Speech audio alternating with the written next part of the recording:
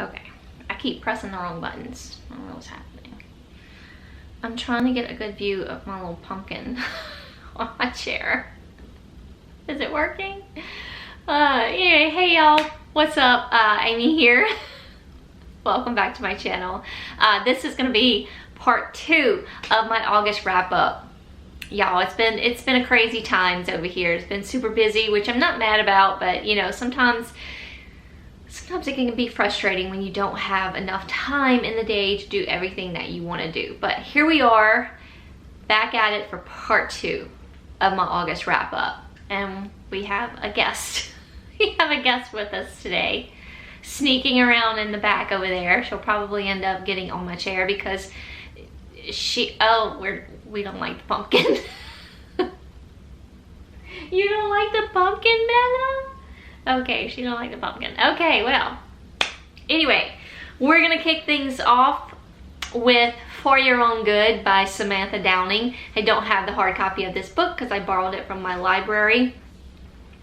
This was super fun read. It gave me cozy mystery vibes, but not necessarily a cozy mystery. You pretty much know what's going on, who's doing it, but then you get a crazy twist at the end. So we follow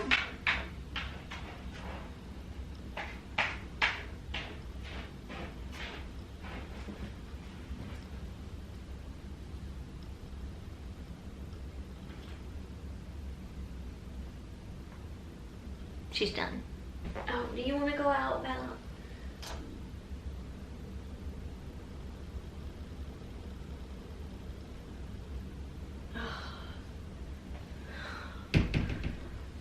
Never know what she wants to do. We might have a few distractions in this video due to the fact that it's very close to feeding time. I can't say the other word because she'll come at me. But she's probably gonna be in and out of here. But anyway, so For Your Own Good, we follow Teddy Crutcher. We also follow some random other people throughout the book. We follow Zach, who is a student at Belmont High. Crutcher is an English teacher at Belmont High. We follow some other teachers that teach there, as well as like one other student. So a little bit of randomness here and there, different point of views. It was a lot of fun. It kept you on your toes, just kept you into the story. So Teddy was a different sort of character, where he just wanted, he just wanted things to be set at a certain pace, everything to go smoothly, basically everything to go his way. So he would tweak things with a little bit of poison, a little bit of plant poison here and there. He tweaked his coworkers' coffee and things like that, maybe their lunch.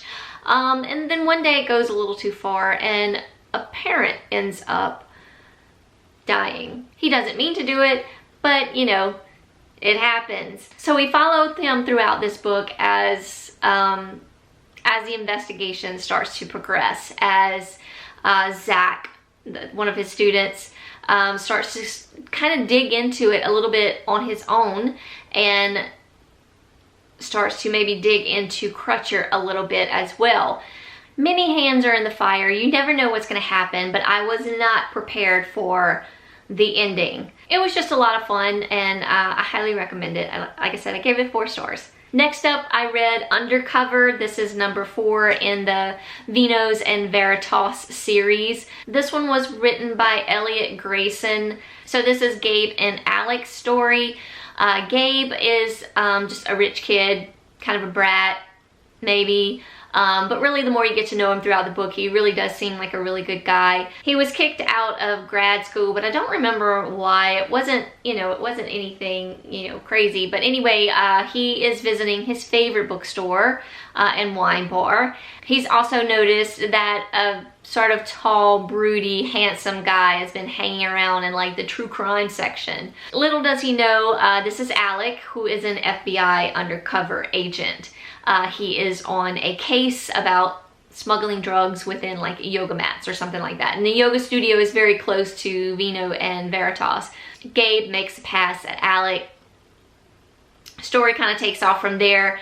You have two very different kind of characters. I don't actually remember much about the story because I just wasn't into it. I liked the characters, but I don't know, something about the story just didn't pull me in.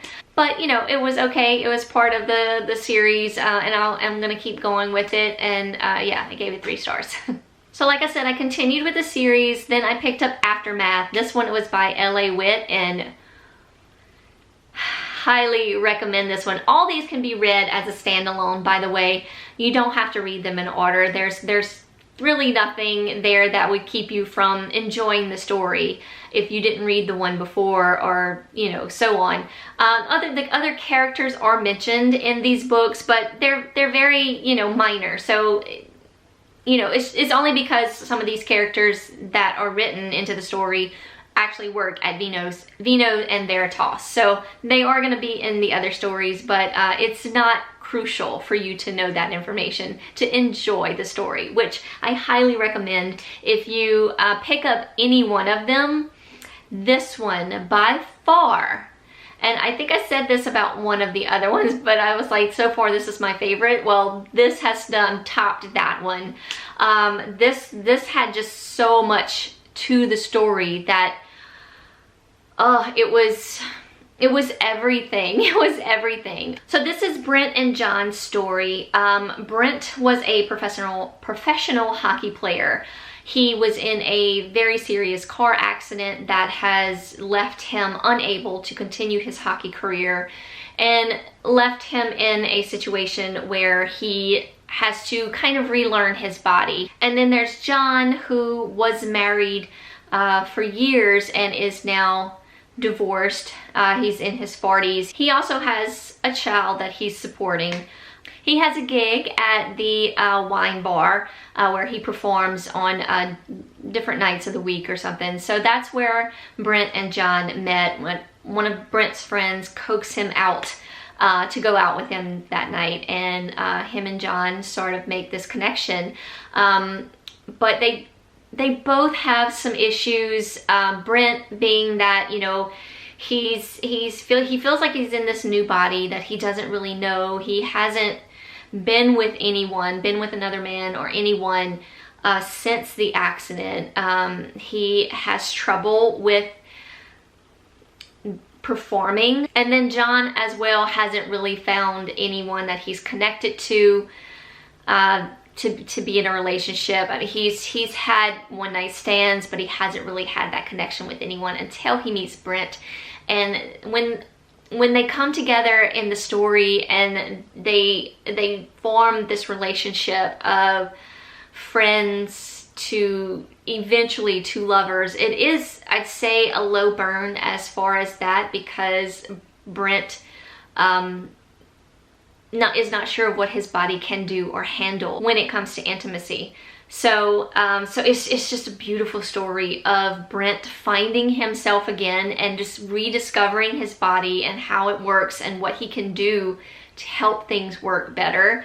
And John is just this huge supporter. He has the biggest heart, and he just wants Brent to be comfortable. And in the eyes of John, he doesn't have to have an intimate relationship to have a relationship with Brent.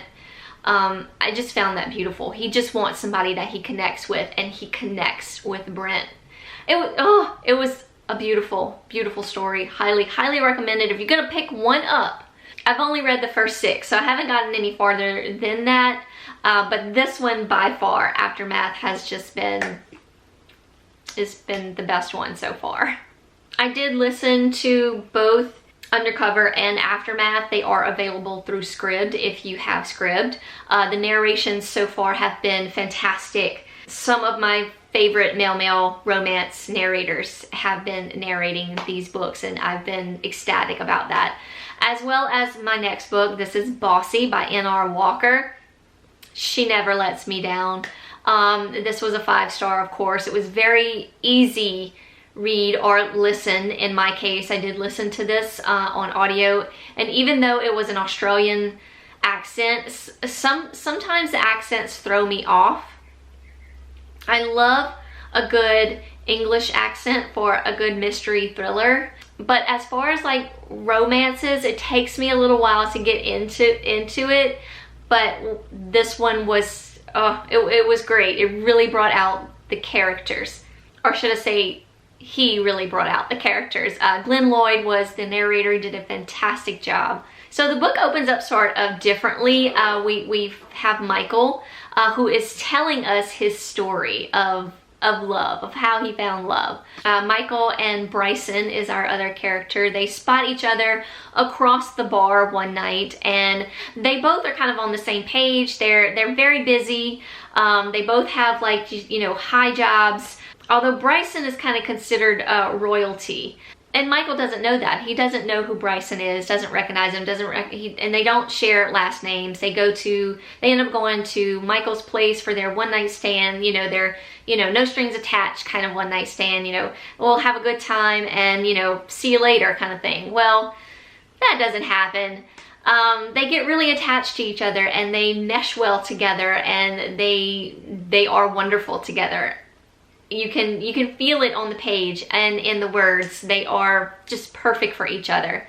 I love their story. It was sexy. It was sweet. There was hardly no drama at all. It might be a little tiny little bit of drama that has to do with Bryson's father, but it's nothing. It's nothing. It's just a little bit, just kind of throw it in there, give the story just a little curve, and then we move on to a happily ever after. Of course, I loved it. 5 stars.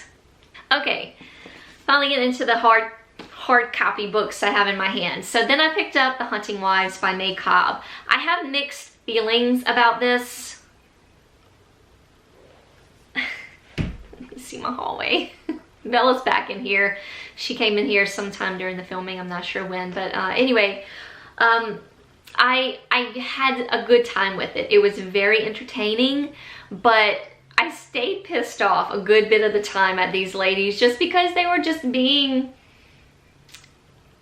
I don't want to say immature, because I mean, we all can be immature. You know, we're not perfect. I'm not saying I'm perfect at all, but just the things that they were doing, I was just like, what are y'all doing? How can y'all just like allow yourselves to do this? And now she wants to go back out. Hold on, Bella. Yeah, I know what time it is. Okay, so in this book we follow Sophie. Sophie and her little family moved sort of back to where Sophie grew up. They were living sort of a kind of a high profile life, and she just wanted to go somewhere, not necessarily home, because she as a child, she was always kind of flopping from this place to this place with her mother. But this was the place that she, I think, graduated high school from, and it just felt like this was the place that she wanted to be. A little small Texas town, basically.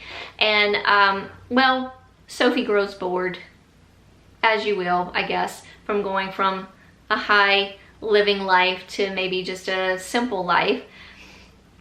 And she wiggles her way into getting into the Hunting Wives Club.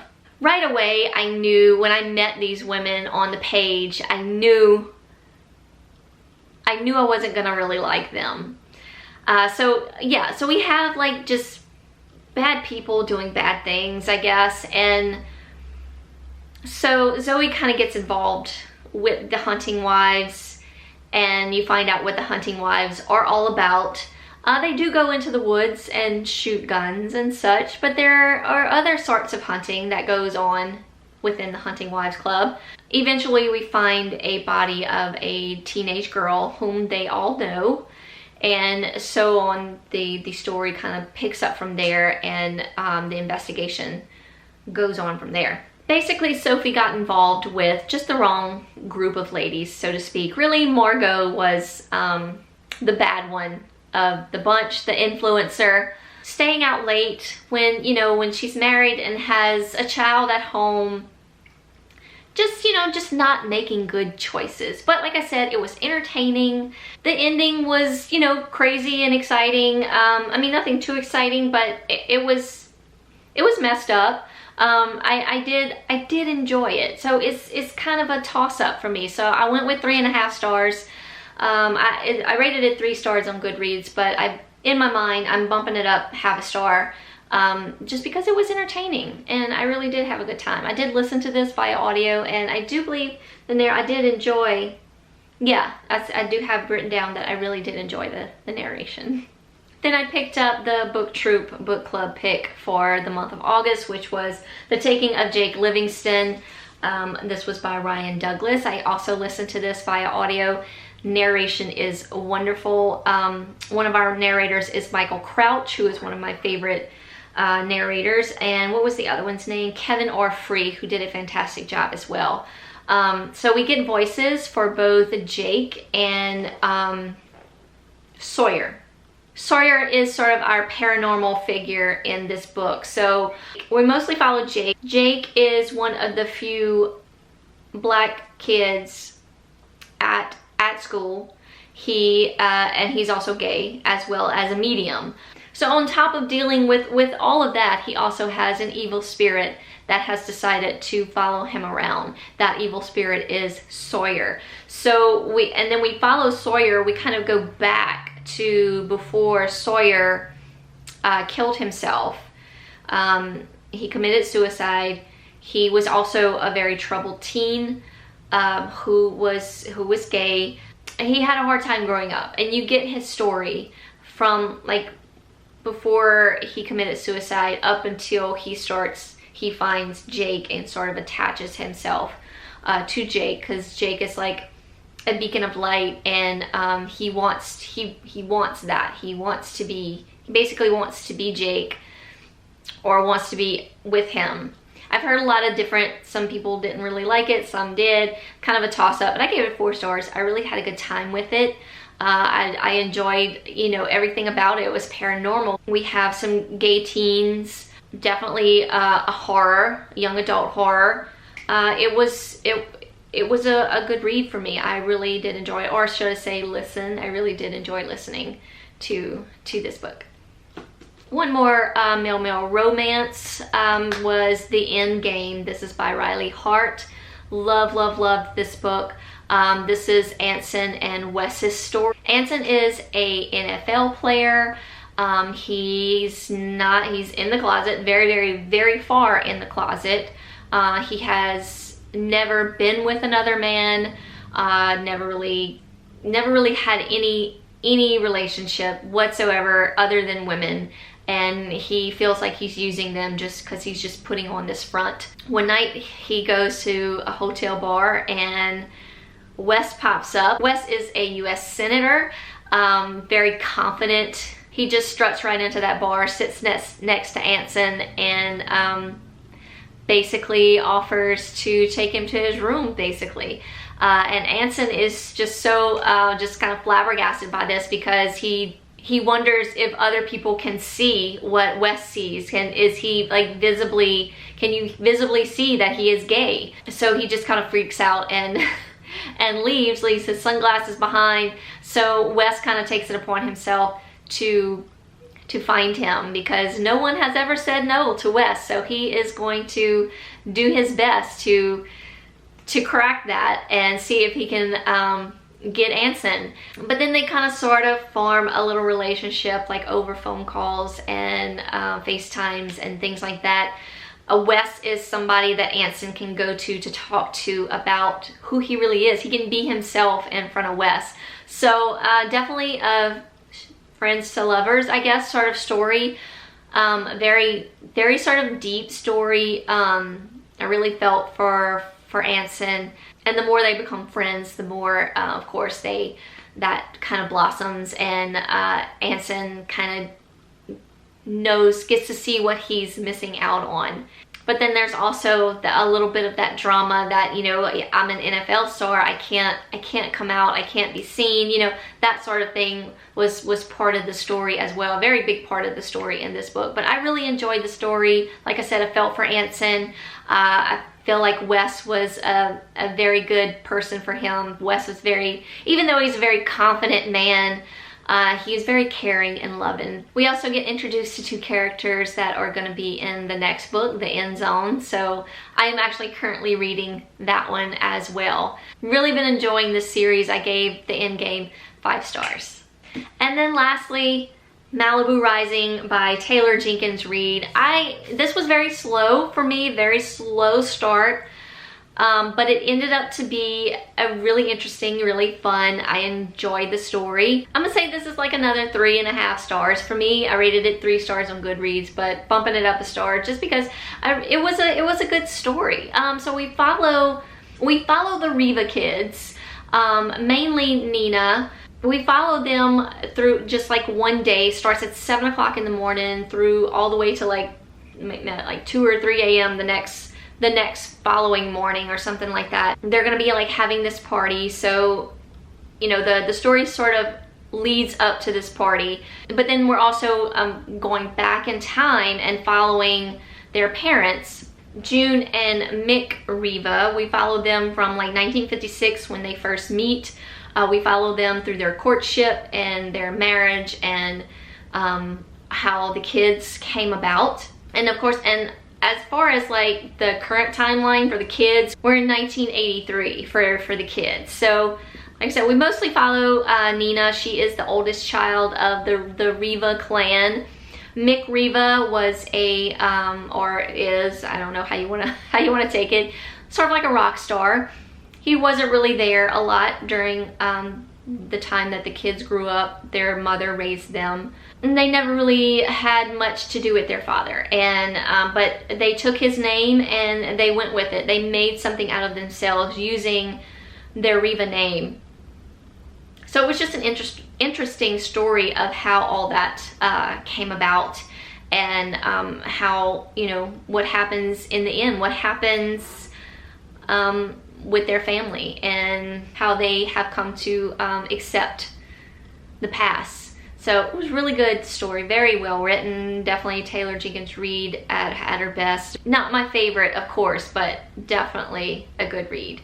I did listen to this on audio and narration was phenomenal. All right, y'all, that is it. That is all the books for August. I had a very good reading month in August. September is okay. It's just been a busy September, personal wise. But yeah, that wrap up will be very, very soon because we are at the end of September. Probably by the time you see this video, September may be over. I don't know when this is gonna go up. I'm gonna try to get it up before October hits, but yeah. September wrap up coming very soon, so stay tuned for that. And thank y'all so much for watching as always.